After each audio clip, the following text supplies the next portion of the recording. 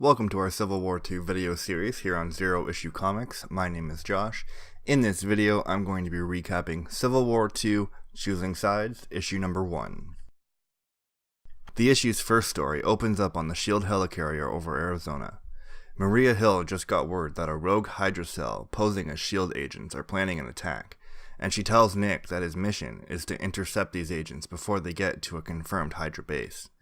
She tells him that Ulysses, the new Inhuman precog, has predicted that if the attack is not stopped, SHIELD is done for, and she escorts Nick to a jet where she has put together a team of agents to assist him.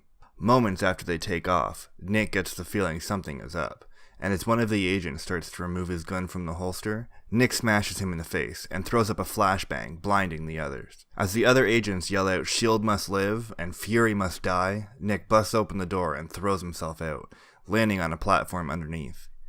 As he disposes of the remaining agents, who followed him down, shooting one in the head and using a sonic device to knock the others back, he realizes something is wrong. The agents are saying they need to save SHIELD. Just then, the airship appears back in front of Fury, claiming the prophecy is clear.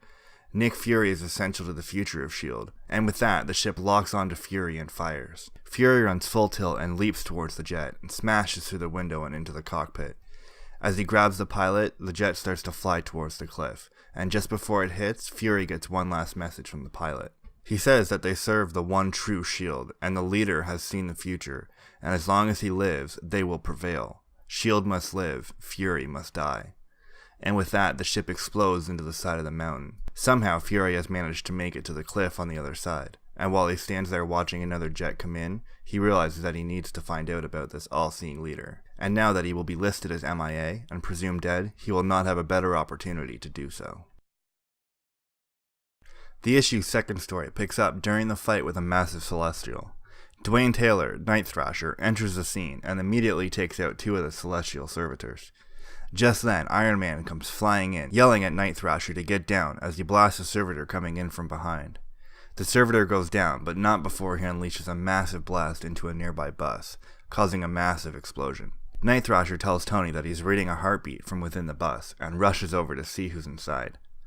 Trapped under the debris is a young woman with some pretty serious injuries. Grabbing his modified skateboard, Night Thrasher activates the Jaws of Life and pulls the woman from the wreckage. Jumping on his skateboard with the woman in hand, he rushes off to the medical tent stationed on the street. Seconds later, another servitor attacks, but Night Thrasher quickly takes it out using his skateboard to create an energy blast. But just then, Captain Marvel is blasted by a servitor, sending her to the ground.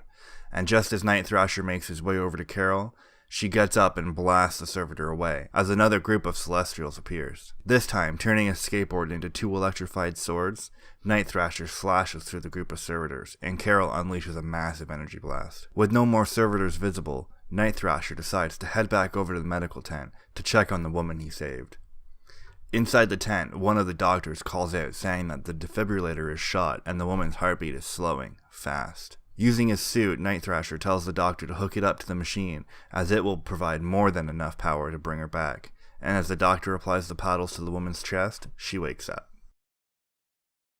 The final story of the issue begins with a massive flash of light and the giant Celestial disappearing. Cap and the other heroes are on the ground, and Cap tells them that they need to get down to street level to start helping with the cleanup. But a group of construction workers stops him. They tell him that he and the other heroes just saved the city, to take the afternoon off, and that Damage Control will take it from here. The next morning, back at the offices of Damage Control, Albert from accounting and John from sales are discussing the financial difficulties the company is facing, as well as an ad they made that is nowhere near good enough.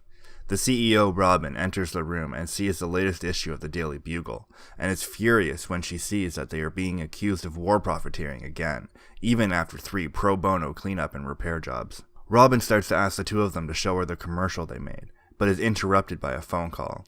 She is told that something has come up and she is needed right away. Later, arriving at a cleanup site, Robin and Albert are shown the issue. At some point during the night, the machines are vandalized and are now unable to function.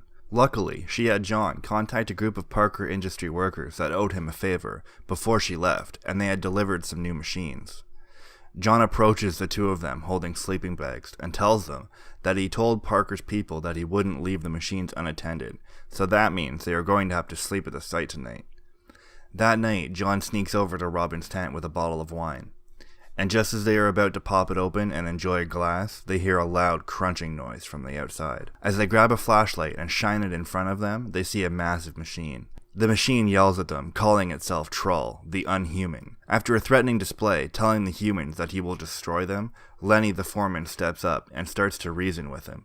He realizes that Trull is not so much trying to destroy the machinery, he is trying to make a family of mini-trolls. Lenny tells them that they can help him, and if Trull was to work with them, they could work something out and help him with his family situation.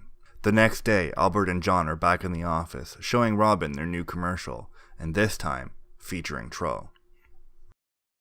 If you want to see more daily Marvel videos, hit that subscribe button, smash that thumbs up, share with your friends, and don't forget you can find me on Twitter at ZeroIssueComics. Thank you so much for watching, and as always, I will see you next time.